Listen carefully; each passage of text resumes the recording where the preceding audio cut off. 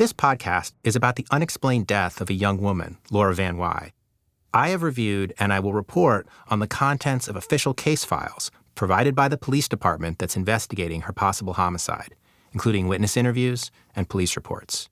You will hear me provide my own opinions about these materials in the hopes of shedding new light on this cold case.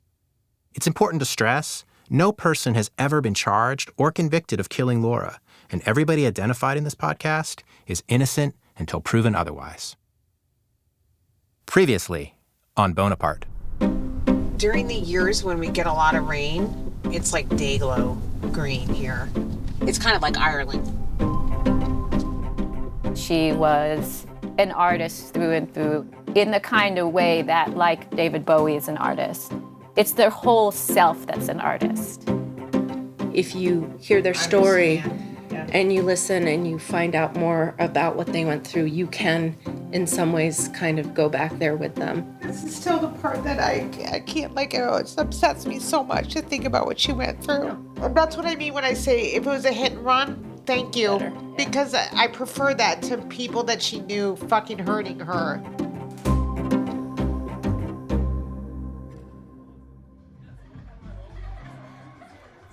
It's October 25th, 1996.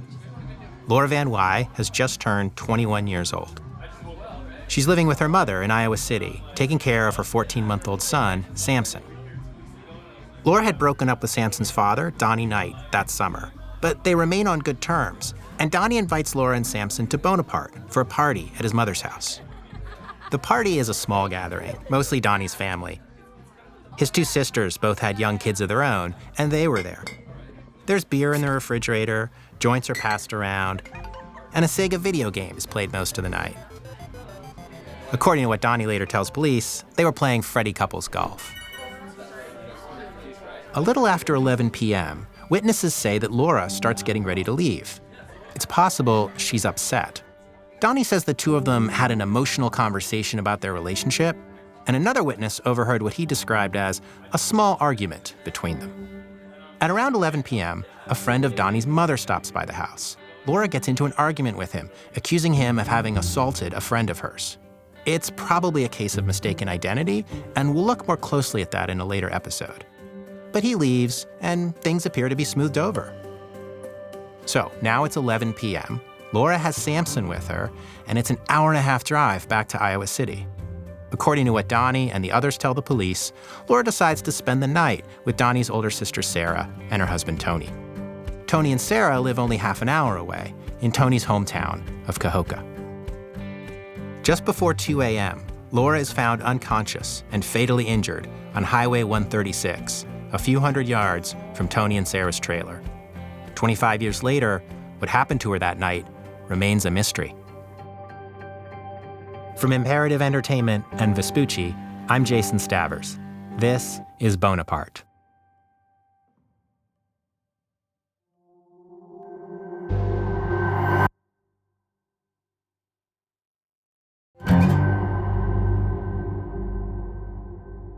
Because Laura is found in Cahoka, and because Cahoka is in Missouri, it's the Missouri State Highway Patrol who are the lead agency investigating her case. In Missouri, as in many rural states, the state police support smaller communities when it comes to major crimes like homicide. Officer Clemens, whose detailed report of the crime scene is one of our most important sources of information, he's with the Missouri Highway Patrol. But several other agencies have had a role in the case as well. Among them is the County Sheriff's Department in Bonaparte, and in particular, a former sheriff's deputy named John Zane. Zane, as much as anyone, is the reason Annie and I are in Iowa in March trying to find out what happened to Laura the night she died. It's Zane who began reaching out to Laura's friends a few years ago and eventually got in touch with Annie, reigniting her interest in the investigation. Zane made those calls because, like Annie, he can't accept that Laura's case hasn't been solved. This case probably led me more or less through emotions than anything else. Zane lives a few minutes from Bonaparte in a comfortable one-story home with his wife. The house sits on a rise at the end of a long gravel drive that winds around a pond shaded by willows. A tan Labrador retriever sleeping in the sun climbs sluggishly to his feet as Annie and I drive up. Zane comes out of the house to greet us. He's a tall man with broad shoulders, the kind of build you get from hauling hay bales and lumber since you're old enough to work on your parents' farm. Farming was really tough through the 80s, early 90s, really tough. And I was going to have to make a change. My kids were getting older, and I wasn't getting any money put away for any of them kids. Zane was 37 when he joined the sheriff's department, motivated by the need to make a proper living, but also by a concern for the community where he grew up. I would see things happen in the county, and I, muttered to myself, why doesn't somebody do something about that? What do you think the sheriff saw in you that made him think this farmer with no law enforcement experience ought to be wearing a badge in my... Common sense. Yeah. I think that's most of it. He knew my dad. My dad and my granddad preached honesty when I was growing up, so he knew I was honest, and that's probably a large part of it. He knew me well enough and knew I probably wasn't a real idiot. Zane never met Laura, but he's become as much a part of her story as the rest of the people we've met on this trip. Like them, like Annie in particular, Zane's thoughts keep returning back to the mystery of Laura's final few hours. Today, after we visit with him and give his old Labrador a scratch on the head, Zane is going to help us retrace Laura's steps and track down one of the last people to see her alive. According to what people at the party told the police, Laura leaves Bonaparte a little after 11 p.m. on Friday night with Tony and Sarah Bergman. Sarah is Donnie's older sister, and I should note here, there are two Sarahs in this story. Both Donnie and Laura had sisters named Sarah. Donnie's sister, Sarah, is married to Tony Bergman, who's from Cahoka, where they live with their kids, Molly and Sydney, who are 5 and 2. Tony is a few years older than me. He's born in September 1971, right?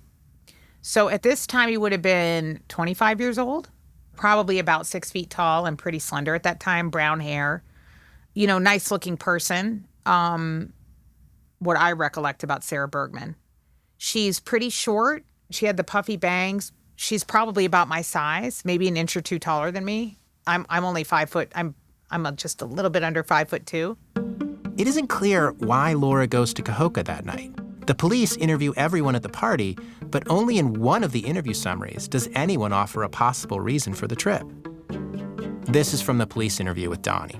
Knight said Van Wyhe went home with the Bergmans because the two were no longer sharing the same bed and there were not enough beds in his mother's home. Which would make sense, except there aren't any beds in Cahoka either. Tony and Sarah live in a 2-room trailer. Laura had been planning to sleep outside. She's brought her tent, and it's a beautiful night. So why drive half an hour to sleep on the floor of a trailer? Perhaps it's nothing. Anytime you're dealing with events through the lens of old documents, you're going to have gaps. Maybe it's too late to set up the tent. Maybe Laura wants to spend more time with Tony and Sarah. Whatever the reason, all the witnesses agree that Laura, Sampson, and the Bergmans leave for Cahoka shortly after 11 o'clock. According to what Tony and Sarah tell the police, Tony starts out driving. After a few minutes, he decides he's had too much to drink, and he pulls the car over so that Sarah can drive. The group finally arrives in Cahoka at around 11:45 p.m. However, on the drive down, Laura mentions camping, and the Bergman's daughter Molly announces that she wants to sleep in a tent with Laura. To keep her happy, Sarah suggests that she and Laura sleep on the living room floor instead, in a den of pillows and blankets. By 12:15, Tony and Sarah are in their bedroom. In her written statement to the police, Sarah describes the last thing she sees Laura wearing: cream or white gauzy slacks, bare feet, and a forest green long-sleeved shirt. Her last words to Laura, she says, are "Good night. I love you."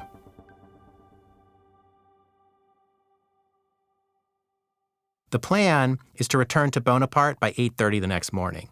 Sarah sets her alarm for 6:30, but sleeps until 6:50. When she comes out in the living room, she sees Sampson and Molly, but not Laura. In her written statement, she tells the police, The first thing I saw was Sampson's naked bottom, with a wet diaper about a foot away. With no sign of Laura, Sarah wakes Tony, telling him perhaps Laura has gone to get diapers.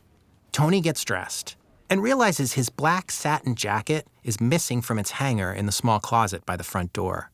That's odd, because he rarely wears it. The jacket was a gift from Tony's former employer, whose logo, Mike Sanders Masonry, is printed on the back. What Tony doesn't notice? His knife is missing, gone from the shelf by the front door where he keeps it. It's missing because that's the knife Laura had in her pocket when she was found. He then went to the Yurko, the convenience store / gas station, the same gas station that the truck driver had walked to after he found Laura's body in order to call an ambulance. And he asked around at the Yurko, have you heard anything? Have you seen anything? They didn't have anything to say. So then he went to his parents' house, which is actually on the same lot as his trailer, right? So his parents have a little house. He had a trailer on that same lot. It's not a very big lot, less than half an acre, I'd say. At his parents' house, Tony starts making phone calls to his sister-in-law, who also lives in Cahoka, and to Sarah's mother in Bonaparte. It's around this time that he learns that a body has been found by the side of the highway. The local radio station is making a running announcement. Concerned, he calls the sheriff. Until this point, we have only the statements that Tony and others make to the police to shed light on Friday night and Saturday morning. But now, some corroborating evidence enters the picture, thanks to the police dispatcher who answers Tony's call. The call originated at 07:59 38 hours and concluded at 08:02 22 hours. Robert E. Walker was the dispatcher on duty and received the call. But the call is inconclusive. He asked them about this person that's found by the side of the road. He describes her, and he and the dispatcher seem to agree that the person, whoever was found, that it doesn't match his description of Laura. I think they describe it as a woman, 130 to 150 pounds, 5'3". The dispatcher's information is wrong. Laura was 5'6" and thin from breastfeeding Samson. Tony asks if she was wearing a jacket. The dispatcher doesn't know.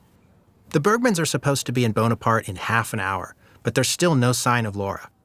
With help from Tony's mother, Sarah gets her 2 girls and Samson ready, and they agree she will head to Bonaparte with the children while Tony stays in Cahoka. After they leave, Sarah's sister Rachel comes over. She has a picture of Laura with her for the police. Tony and Rachel go to the police station just a few blocks away to give them the photograph. Officer Clemens reports that they arrive at approximately 9 a.m. Tony sees something on the duty officer's desk. It's a description of the woman found on the highway. This description has more detail than he was given over the phone. In particular, it mentions she was wearing a black satin jacket with Mike Sanders masonry printed on it. Rachel would later tell the police that from the look on Tony's face, she knew immediately that the dead woman was Laura. Tony calls the house in Bonaparte, where Sarah has just arrived. He tells her to come back to Cahoka and to bring Donnie. Then he and Rachel sit down with Officer Clemens and recount the events as I've described them here. When Sarah arrives with Donnie, she and Tony decide they will go identify Laura's body, which is several hours away at the trauma center in Quincy, Illinois. Donnie goes to Iowa City to break the news to Laura's mother.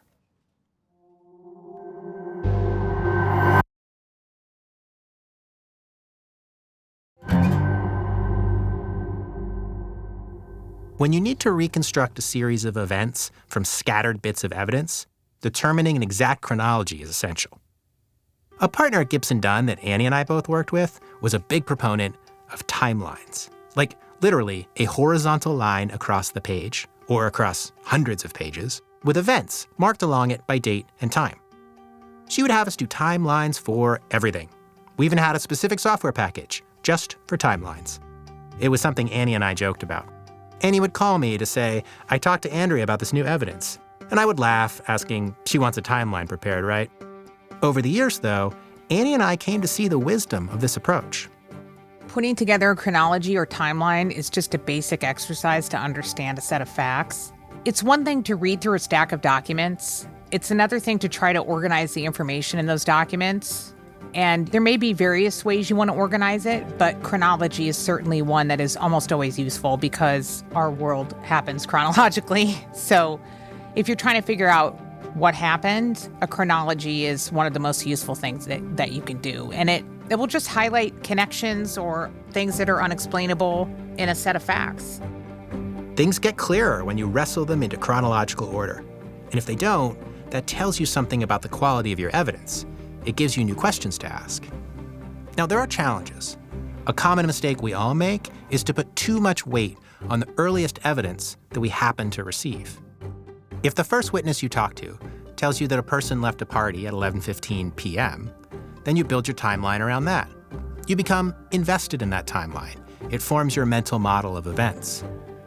As a result, you'll tend to evaluate subsequent evidence based on how it fits into this mental model. It's a lot of cognitive work to rebuild your timeline or to rearrange your mental picture of events. It's a lot easier to disregard or even fail to notice evidence that contradicts the timeline you already have. Psychologists call this confirmation bias. We're used to thinking of confirmation bias as something which affects us if we have strong feelings about a topic, something like politics or religion. But it's an occupational hazard for both cops and lawyers who are in the business of developing theories based on incomplete and sometimes inconsistent evidence.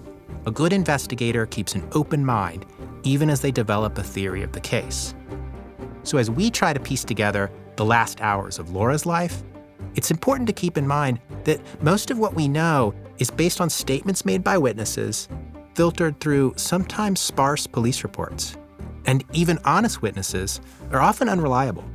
So it's on this unsteady ground that we're forming our opinions, our best guesses about what happened. As we begin our drive from Zane's house, I ask him to tell me the story of what happened the night Laura died, as best he understands it. I was expecting a narrative about events at the party, when Laura left, the drive to Cahoka, the story I've related to you. In truth, I was hoping maybe he'd tell it better than I did, and then I could just play you that tape. But Zane, he appreciates the limits of our certain knowledge. In the early evening hours, there was a party of the family that Laura had a child in common with, and in Bonaparte in our county. And that's where it began. 5 hours later, she's dead along a road in Clark County, Missouri, which is about, it'd be 30, 40 miles away. And we're just trying to fill in the parts in between. What fills in those parts is this police file and any other evidence we can collect. Tony and Sarah's description of the last few hours of our timeline was the first evidence that came in, and it's tempting to rely on their statements as the truth about what happened. But do we think their statements are reliable just because we heard them first? Or do Tony and Sarah perhaps know more than they are letting on? Retracing Laura's steps, we need to keep an open mind. This is the house where the party started, yes. Do you know who lives there now, John? Yeah. The sister to Fred Haynes. Still, what I thought, Jackie yeah. Fett, is that right? No, Janet. Janet. Is that the Fett's mother? Yes, kid's mother? it's Jacob and Benji's mother. Take a right left, I'm sorry. We're in Bonaparte, outside the house where Donnie used to live, where Laura went to the party the night she died. Annie, John Zane, and I are in this huge black SUV that I've been driving around Iowa. They were out of regular-sized cars at the Enterprise in Cedar Rapids, so they handed me the keys to this 6,000-pound behemoth instead.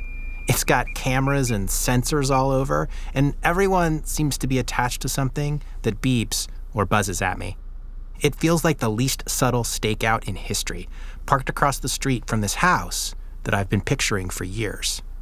It's a 2-story brick building with white sash windows and a simple portico in front.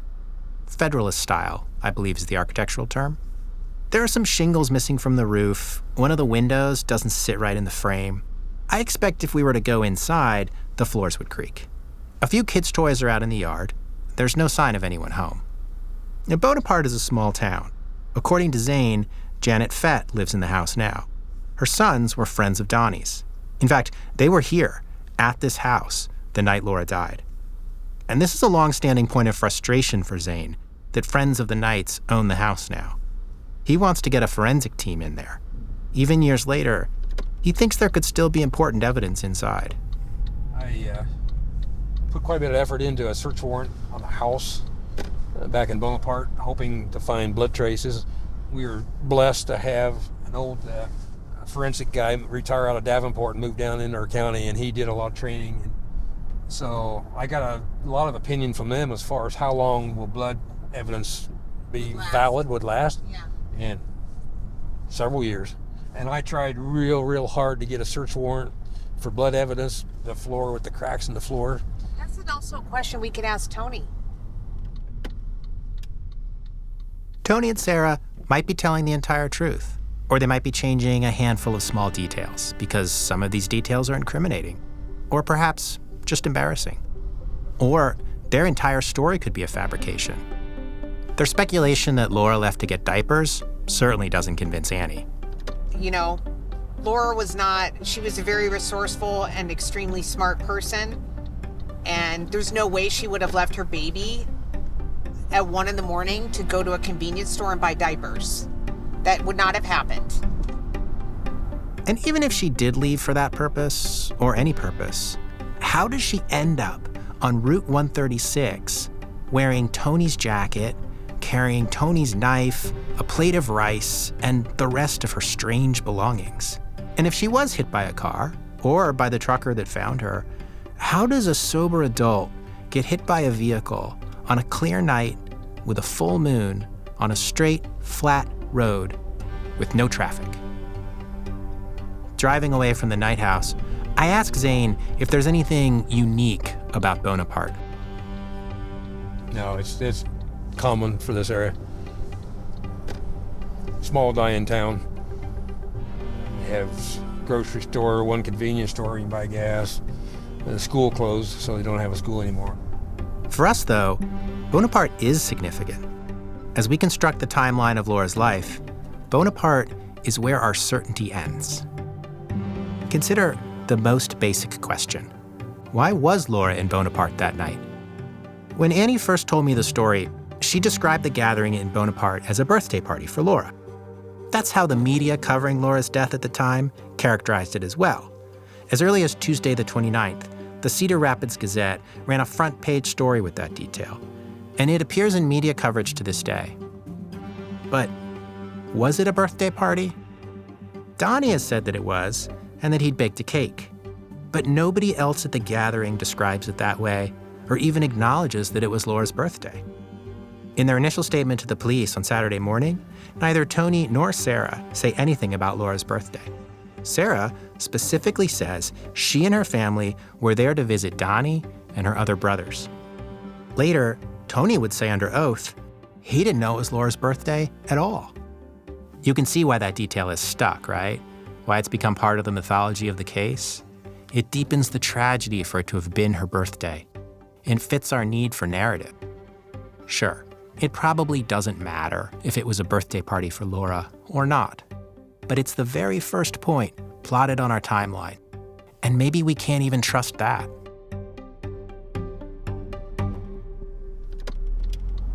This would be the route they would have traveled coming from Bonaparte to go to Cahoka the night that happened. So, John, the people riding buggies, are they Amish? Why are they riding? Yeah, they are.